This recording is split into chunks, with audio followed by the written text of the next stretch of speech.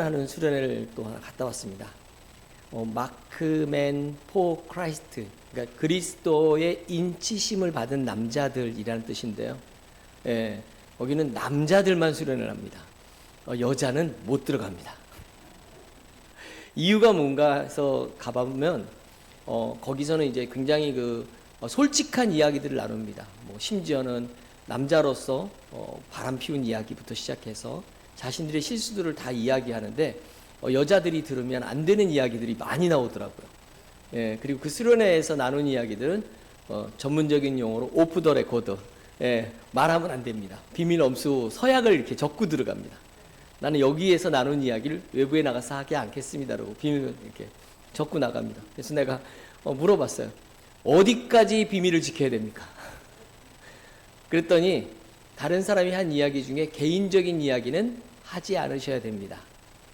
그렇게 얘기를 하더라고요. 그래서 그럼 나머지는 해도 됩니까? 그랬더니 잘 판단하셔서 하시면 됩니다. 근데 거기서 나눈 이야기 중에 놀라웠던 건, 제가 거기 갖고 놀라운 게 제가 굉장히 젊은 사람이더라고요. 남자들만의 수련회인데, 그 남자들만의 수련회가 이제 미국 덴버에서, MMFC가 미국 덴버에서 시작해갖고 전 세계로 이제 확장된 선교 단체입니다. 저기 아시아나, 심지어는 제가 필리핀에 단기 선교 가갖고 숙소에 서울 호텔이라는 호텔에서 숙소를 제공해줘서 거기서 묵었는데 그 수영장에 나가서 앉아 있는데 MMFC 마크가 찍혀 있는 티셔츠를 입은 형제가 수영을 하고 있더라고요. 그래서 요 MMFC 그랬더니 되게 웃겼어요. 그래갖고 그 형제가 갑자기 가방에서 막 꺼내더니 옷을 티셔츠를 하나씩 막 주더라고요. 예, 이게 되게 반가웠습니다. 한국 MMFC에 갔더니 나이 드신 분들이 참 많았는데 거기서는 목사님 또는 장로님, 집사님 이렇게 부르지 않습니다. 다 브라더입니다. 형제님 이렇게 부릅니다. 되게 재밌어요. 그래서 형제님이라고 얘기하는데 거기에 계신 우리 한 형제님이 나이 지긋하게 되신 70대 형제님이 이렇게 얘기하더라고요. 요즘 나는 너무 삶에 소망이 없습니다. 그래서 너무 힘듭니다. 그러니까 자기 이제 마음속에 들어있는 이야기들 나누는데, 젊은 때는 뭐든지 할 수 있을 것 같았는데 지금은 맘대로 따라오지 않고 몸은 또 몸대로 바쁘고 계단이 무섭고 그리고 다리는 점점 힘은 없고 그냥 빨리 천국 가고 싶은 마음뿐입니다. 이렇게 이야기를 하시더라고요. 그 말씀이 저한테는 참 마음에 오래 남았는데, 정말로 하나님께서는 우리에게 젊은 날에만 꿈을 꾸게 하셨을까라는 그런 고민을 좀 해봤습니다. 여러분 어떠세요? 여러분 나의 꿈꾸라 그러면 여러분이 그럼요 우리도 꿈꿔야죠 이렇게 얘기하시나요? 아니면 여러분도 꿈을 꾸셔야 됩니다 그러면 내 나이에 무슨 이렇게 얘기하시나요? 1번 그럼요 꿈꿔야죠. 2번 내 나이에 무슨. 자, 1번 2번 어느 거? 그렇죠. 우린 다 믿음이 좋아서 1번을 외칩니다. 근데 과연 정말 1번일까는 여러분들이 많이 아십니다. 하나님과 여러분만 아십니다. 성경은 어떻게 이야기할까요? 성경은 오늘 그냥 그저 숨쉬는 그 순간순간이 버겁고 어떻게 지나가는 이 또한 지나가리라 이렇게 가서 가는 그런 시간일까요? 노년이라는 게 왜 기차 타고 여행해 보신 분은 아시는데 KTX 타고 여수까지 간다, 아니면 또는 부산까지 간다. 부산까지 가면 이제 부산에 거의 가까이 오면 어디쯤 가면 부산 가까이 오는지 아시나요? 구포쯤 오면 부산역이 이제 가까운 겁니다. 구포역쯤 오면, 구포는 국수가 유명한 동네였는데 구포역쯤 오면 이제 부산이 가까운 겁니다. 그럼 이제 여러분 인생에서 여러분 지금 정착역은 어디입니까? 라고 물어보면 구포역쯤 온 거 아니에요? 김해나 구포쯤? 그렇게 이야기하시겠죠. 우리가 노년이라는 시간을, 또 나이가 우리가 먹어간다는 걸 갖다가 인생에서 종착역을 앞둔 기차를 타고 있다라고 생각할 수도 있습니다. 그런데 성경은 그렇게 이야기하지 않습니다. 하나님은 오늘도 숨을 쉬는 그 누구에게도 어떤 사람이든 차별하지 않고 꿈을 주시는 분입니다. 꿈이라는 단어가 세상적인 용어로 쓰면 뭐가 되는지 아십니까? 꿈 그러면, 꿈 그러면 이걸 야망이라고 표현합니다. 꿈이라는 단어를 다른 말로 하면 야망이 되는 겁니다. 그래서 내가 내 꿈은 뭐야? 그럼 내 야망을 이루는 거예요. 이게 세상적인 개념입니다. 우리는 야망을 갖고 사는 거죠. 근데 신앙인의 꿈은 좀 다릅니다. 그건 신앙인에게 꿈은 내가 이루고 싶은 야망이 아니고 목표가 아니라 하나님이 내게 이루시고자 하는 비전입니다. 이게 신앙인의 꿈입니다. 버킷리스트라고 혹시 들어보셨나요? 아시죠? 버킷리스트. 어디서 한번 다 들어본 것 같아. 뭔 것 같아? 뭐예요? 죽기 전에 꼭 해보고 싶은 것들이라고 정의를 합니다. 원래 이게 버킷리스트는 죽을 날을 받아놓은 사람이 만드는 리스트입니다. 죽을 날을 받아놓은 사람들이 만드는 리스트. 그런데 요즘은 이게 희한한 게요. 버킷리스트가 죽을 날을 받아놓은 사람들이 하는 게 아니라 살면서 꼭 해보고 싶은 일들을 작성하는 걸로 바뀌었습니다. 의미가.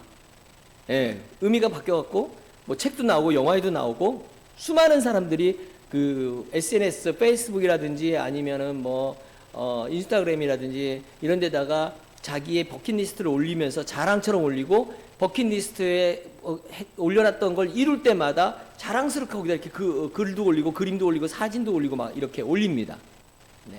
이게 요즘 유행이죠. 제가 그래갖고 버킷리스트 SNS나 그러니까 뭐 소셜 네트워크나 아니면은 뭐 페이스북이나 인스타그램이나 뭐 카카오톡이든지 어디든지 간에 사람들이 버킷리스트에 어떤 걸 올렸나를 갖다가 리서치를 한번 해봤습니다. 리서치만 한 시간 걸리더라고요. 내가 하는 것도 아니고 시켰는데, AI한테 시켰는데도 한 시간 걸립니다. 다 찾아갖고 나오는데, AI 에이전트 기능으로 돌리니까 정리까지 다시 하니까 한 시간 나오던데, 그래서 제가 제일 많이 사람들이 갖고 버킷리스트를 찾아봤더니, 사람들이 제일 많이 꿈꾸는 내가 죽기 전에 꼭 해보고 싶은 일들에 제일 많은 게 뭔지 아십니까? 해외여행이었습니다. 해외여행. 그래서 특별히 해외여행 또는 특별한 장소 방문. 그래서 죽기 전에 꼭 가보고 싶은 장소가 1등, 2등, 3등이 나왔는데 1등이 어디였을 것 같아요, 여러분?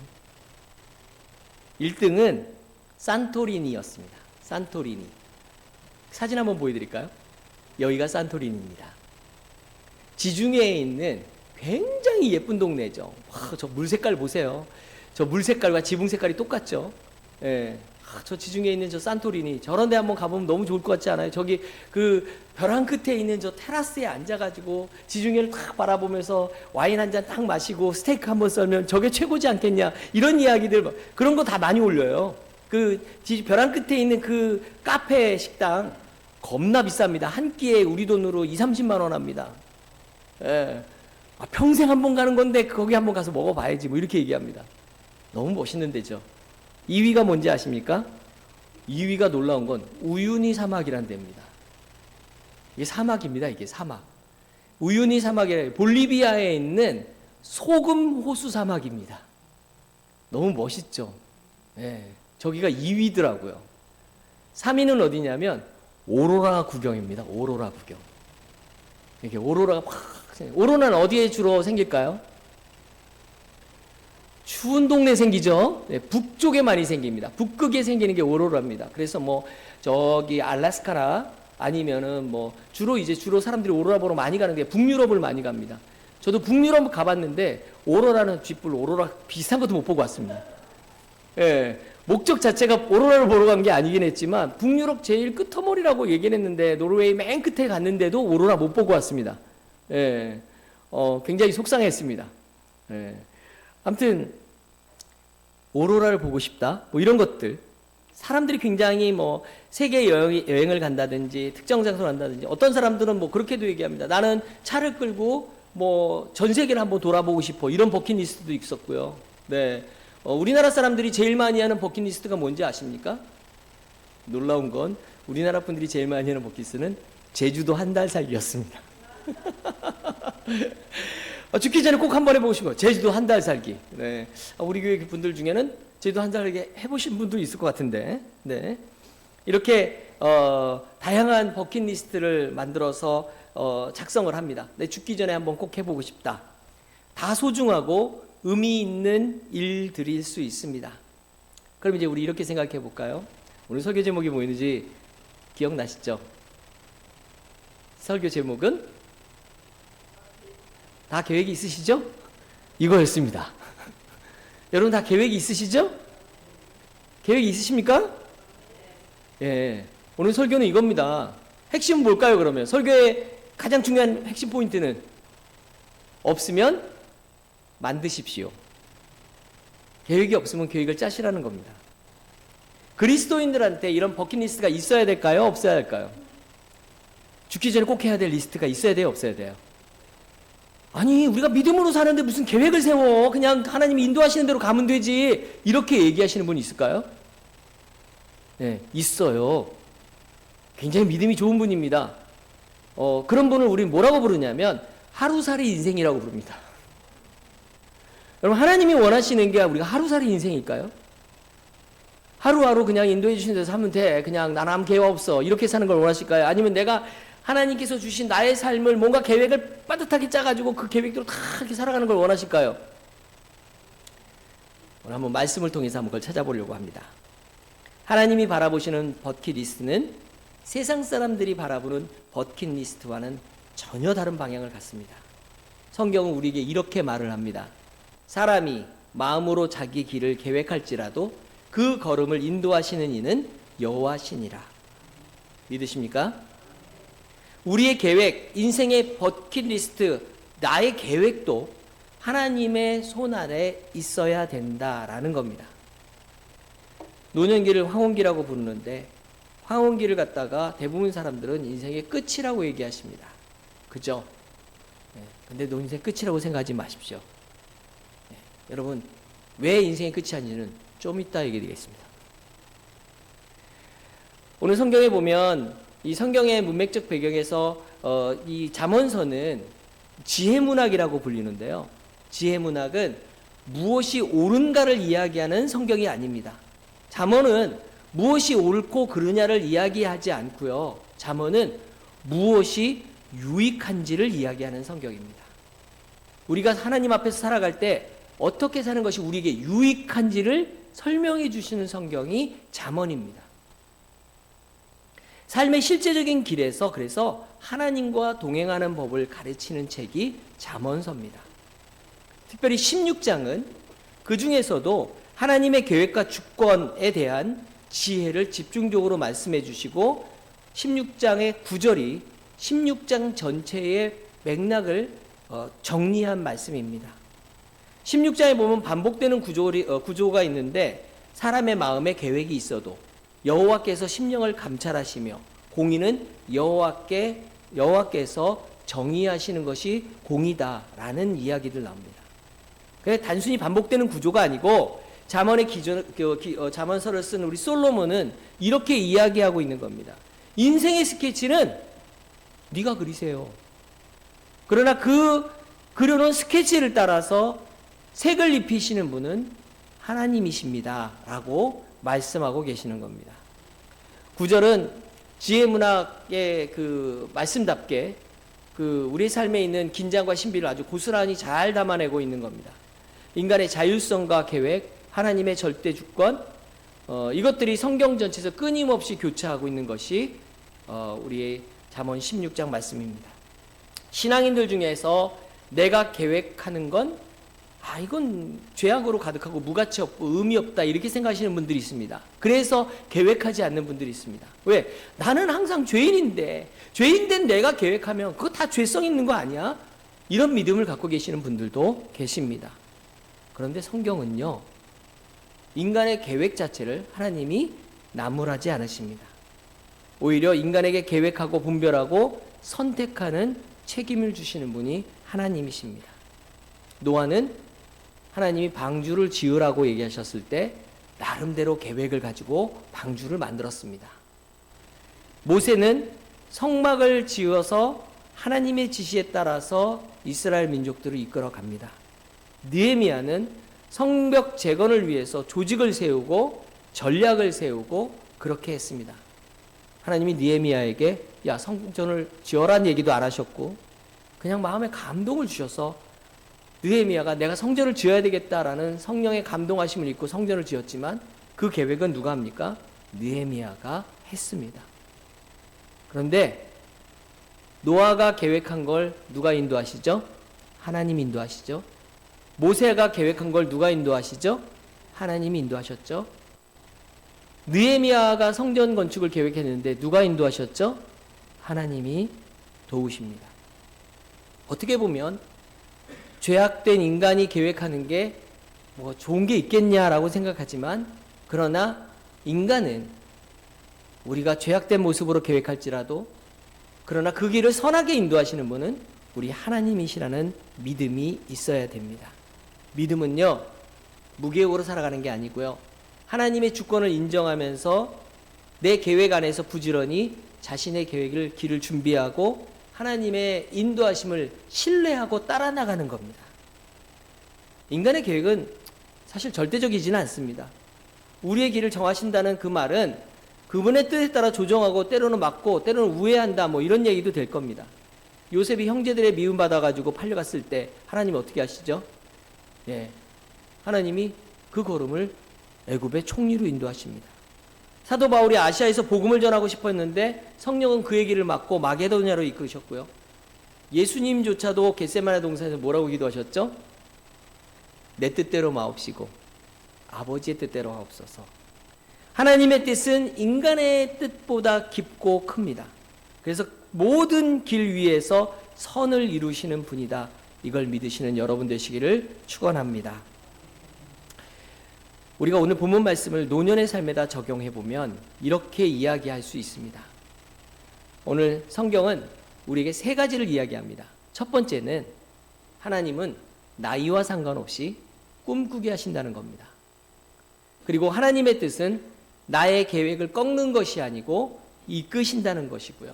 세 번째는 신앙의 버킷리스트는 열매로 완성된다는 겁니다. 시편 92편 12절에서 14절에 보면 의인은 종려나무같이 번성하여 늙어도 결실하며 진액이 풍족하여 빛이 청정하니 라고 이야기합니다. 이 구절은 노년기의 신앙을 묘사할 때 성경이 얼마나 긍정적이고 또 생명력이 넘치는 시선을 가지고 하나님이 우리를 보시는지를 이야기하고 계시는 겁니다. 하나님은 나이 들수록 삶이 마무리될 준비를 하라고 얘기하시지 않습니다. 오히려 늙어도 결실하며 진액이 풍족하다라고 얘기하는 겁니다. 우리가 사는 시대는요, 늙음은 피곤한 것, 늙으면 퇴장해야 될 시기 이렇게 봅니다. 나이 먹으면 이제 물러나야지 이렇게 얘기를 합니다. 그러나 성경은 노년을 결실의 시기로 보고요, 인생의 정점으로 보고요, 신앙의 깊이가 무르익는 계절로 봅니다. 요즘은 노년도 늘어나신 거 아시죠? 네, 노년도 늘어났습니다. 네, 요즘 뭐 65세는 노년도 아니라고 얘기하시죠. 노인도 아니다. 네, 지금 70세 되신 분들 100세까지 얼마 남았죠? 30년 남았습니다. 네, 80세 되신 분들은 몇 년 남았어요? 아직 20년 남았습니다. 그런데 보험감독원에서 지금 보험 심사하고 있는 보험이 있는데 보험 만기 120세 보험을 심사 중이랍니다. 그러면 여러분 120살까지 사시면 몇 년 남으셨어요? 네, 아직 많이 남았습니다. 예, 굉장히 억울한 걸 제가 늘 말씀드리지만 저는 나이 40대니까 인생 절반 살았다고 얘기를 들었습니다. 예, 80세 인생이었으니까. 그러다가 제가 50세가 되니까 100세 시대가 되면서 인생 절반 살았다 그러더라고요. 이 120세 시대면 제가 60대 됐을 때 또 인생 절반 살았다 그럴 것 같아요. 무슨 맨날 인생 절반만 살다 끝날 것 같습니다. 요즘 젊은 애들 있죠, 20대 애들. 그 친구들은 재수 없으면 200살까지 살아야 됩니다. 그게 지금 우리 앞에 펼쳐진 우리의 미래입니다. 그럼 여러분 이렇게 생각해 보세요. 그 긴 시간 여러분 무엇을 하시겠습니까? 계획이 필요하다는 얘기입니다. 무엇보다도 하나님의 부르심에는요, 연령 제한이 없습니다. 네, 은퇴도 없고요, 하나님의 부르심에는 명태도 없고 은퇴도 없고 연령 제한도 없습니다. 제가 전에 우리 교회 교인들하고 우리 기억나시는지 모르겠지만 제주도로 우리 단기 선교 여행을 간단하게 떠났었는데 2박 3일 빡시게 좀 돌았죠. 원래 모타보트를 타려고 계획을 다 세워놨는데 예약을 하고 전화를 했더니 오시는 분들 주민등록번호를 불러달라 그러더라고요. 그래갖고 쭉 불렀더니 죄송합니다. 60세 이상 못 타십니다. 모터보트도 60세 이상 못 합니다. 연령 제한이 있더라고요. 예. 모터보트가 퉁퉁 튕기는데 나이 드신 분들 탔다가 이렇게 퉁퉁 튀다 허리 나간다고 이렇게 얘기하면서 안 된대요. 예, 못 하신답니다. 그런데 하나님의 부르심에는 연령 제한도 없고 신체 제한도 없습니다. 키 제한도 없습니다. 아브라함은 75세에 하나님의 부르심을 받았죠. 모세는 몇 살부터 이스라엘 백성을 이끄는 사명을 받았습니까? 80세였습니다. 엘리사벳과 사가랴는 여러분 알고 있는 거, 엘리사벳은 노인의 나이에 기도하다가 사무엘이라는 선지자를 얻었고요. 시므온과 안나는 인생의 끝자락에서 하나님의 약속을 보고 증언하는, 예수 그리스도를 증언하는, 예수님을 만난 그런 복된 예배자가 됐습니다. 결론을 낼까요? 여러분, 늙었다고 꿈을 멈추지 말라는 이야기입니다.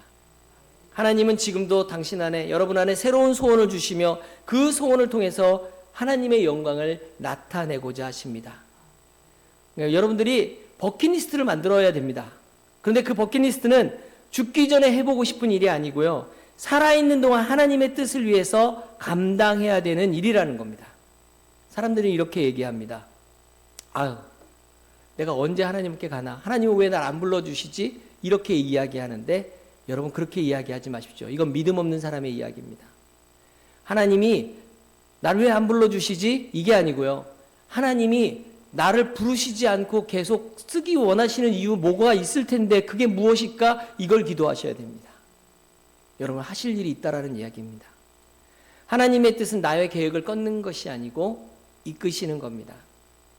사람이 마음으로 자기 길을 계획할지라도 그의 걸음을 인도하시는 이는 여호와시라는 이 말씀을 기억하십시오. 하나님이 우리에게 주시는 마음이 어떤 마음인지를 에레미야서 29장 11절에서는 이렇게 이야기를 합니다.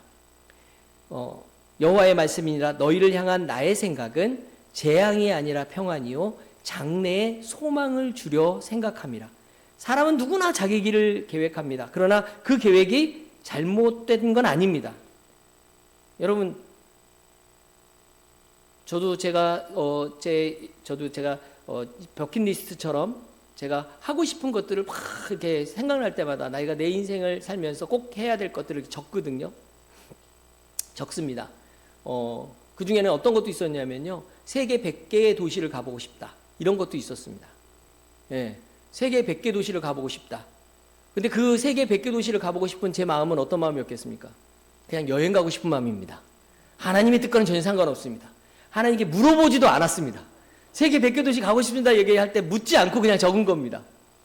그리고 세계 100개 도시를 다 갔습니다. 예, 세계 100개 도시를 다 돌았습니다. 어떻게 돌아내지 아십니까? 단기 선교로 다 돌았습니다. 단기 선교를 다니다 보니까 100개 도시를 갔습니다. 예, 놀랍죠? 나는 100개 도시를 돌아보고 관광을 꿈꿨는데 하나님은 그걸 가지고 100개 도시의 단기 선교를 보내시는 걸로 역사하셨습니다. 얼마나 놀랍습니까? 사람이 계획을 세우는 것 자체가 잘못된 건 아닙니다. 문제는 그 계획이 하나님의 뜻을 묻지 않고 세워질 때 문제가 되죠. 그러다 보니까 우리가 두려워하는 겁니다. 내가 세운 계획이 무너질까 봐.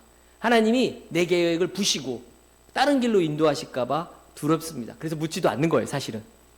그러나 하나님의 뜻은요, 우리의 꿈을 파괴하고 그래서 우리의 꿈은 버리고 새로운 길로 인도하시는 그것이 하나님의 뜻은 아닙니다. 하나님은 평안과 소망의 계획을 가지고 계시다, 성경에서 약속하고 계십니다. 계획이 없는 믿음은 오히려 무모함이고요, 하나님이 없는 계획은 교만이 될 뿐이지만, 그럼에도 불구하고 믿음은 내 계획을 무시하지 않고 하나님이 인도하실 거라고 믿고 유연하게 순종하는 자세를 갖는 것이 바로 믿음입니다. 그래서 이렇게 기도하죠. 믿음 있는 사람은 계획 다 세워놓고 이렇게 기도합니다. 주님, 이 길이 주님의 길이 아니라면 하나님 그 길로 인도해 주십시오. 이 길이 하나님이 원하시는 길이 아니라면 하나님이 내가 이 계획을 세웠는데 이 계획 안에서 하나님의 뜻을 이루어 주십시오. 제가 몇 년 전에 태국에 놀러 갔는데요. 제가 해외에 놀러 가는 건 거의 없거든요. 이렇게 정말 놀러 가는 날은 거의 없고 뭐 사역 때문에 가는 건 많은데 놀러를 가봤습니다. 태국에 사촌 동생이 선교사로 있는데 걔한테 얘기하고 야, 나 호텔 좀 구해주고 숙소 좀 구해주고 렌트 하나 해주고 막 해놓고는 놀러 간 적이 있었습니다. 네, 놀러 가서 3박 4일 놀다가 갈 생각으로 가고 파타야 해변에 가고 놀겠다고 갔다가 거기에서 3일간 저녁 집회 인도하고 왔습니다. 놀라운 거기에서 만난 선교사님이 거기서 그 태국에 있는 청년들을 대상으로 호텔을 빌려갖고 집회를 하고 있는데 제가 묵고 있는 호텔이 그 호텔이었습니다.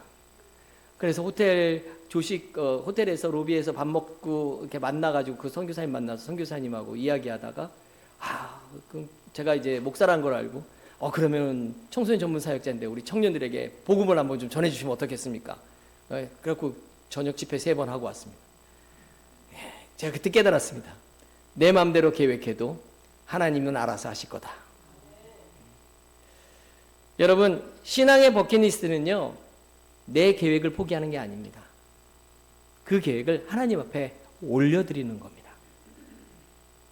세 번째로 우리가 기억해야 되는 건 신앙의 버킷리스트는 열매로 완성된다는 겁니다. 열매로 완성됩니다. 요한복음 15장 16절에 보니까 너희가 나를 택한 것이 아니요 내가 너희를 택하여 세웠나니 이는 너희로 가서 열매를 맺게 하고 이렇게 말씀하십니다.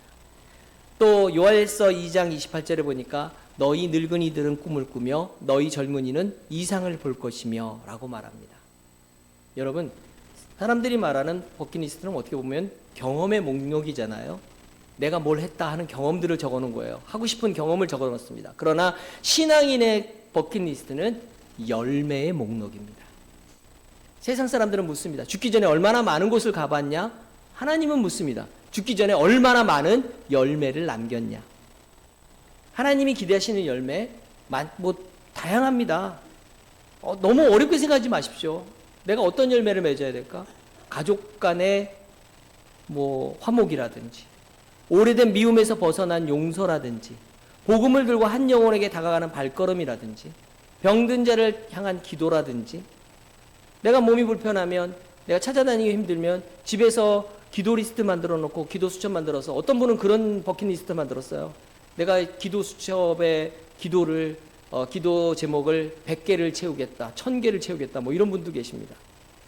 또 후손에게 남겨줄 신앙의 말씀이나 신앙의 유산, 간증들을 작성하는 분들도 계십니다. 여러분들이 살아온 인생에서 여러분 신앙이 얼마나 중요한지 아시죠? 여러분 자녀들에게 그게 얼마나 큰 영향인지 모릅니다. 여러분 버킷리스트 한번 만드시고 시간 될 때마다 내가 살아온 길을 한번 이렇게 정리를 좀 해보십시오. 요즘은 AI가 너무 좋아져갖고 스마트폰도 너무 좋아졌잖아요. 스마트폰으로 말을 이렇게 녹음하잖아요. 그러면 걔가 그걸 글로 바꿔줍니다. 네, 그런 것도 다 됩니다. 그럼 여러분 나는 이거 치는 게 안 돼, 쓰는 게 안 돼. 그냥 누르고 말씀하세요.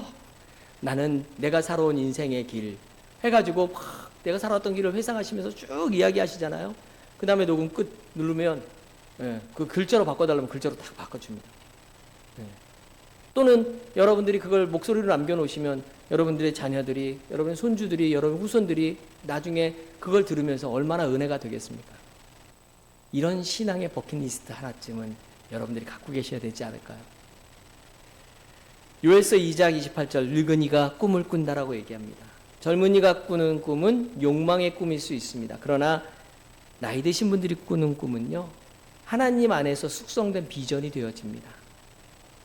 남은 인생을 열매 중심적으로 바라보십시오. 경험보다는 순종, 취미보다는 사명, 자기의 위험보다는 복음의 유산을 남기는 삶, 이것이 믿음 있는 사람의 버킷리스트입니다. 오늘 잠언 16장 9절은요 단지 미래에 대한 조언이 아닙니다.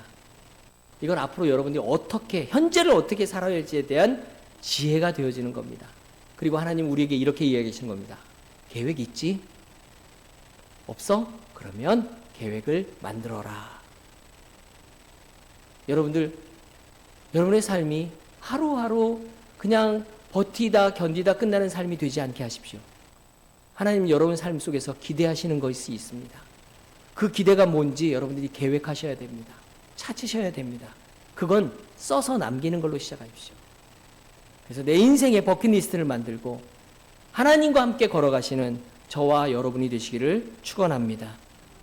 이전의 꿈이 실패로 끝났을지라도, 젊은 날의 열정이 이제는 식었을지라도, 몸이 예전 같지 않을지라도 하나님의 뜻은 여전히 여러분에게 살아 있습니다.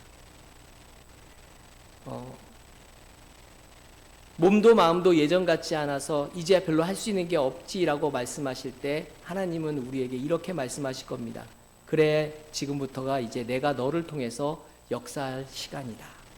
너무 오랫동안 내가 무엇을 할 수 있을까 고민하셨던 때 많았던 걸 압니다. 이제 질문을 바꿔보십시오. 하나님, 내가 아직 살아있는 이유가 무엇입니까? 제가 감당해야 될 하나님의 일은 무엇입니까?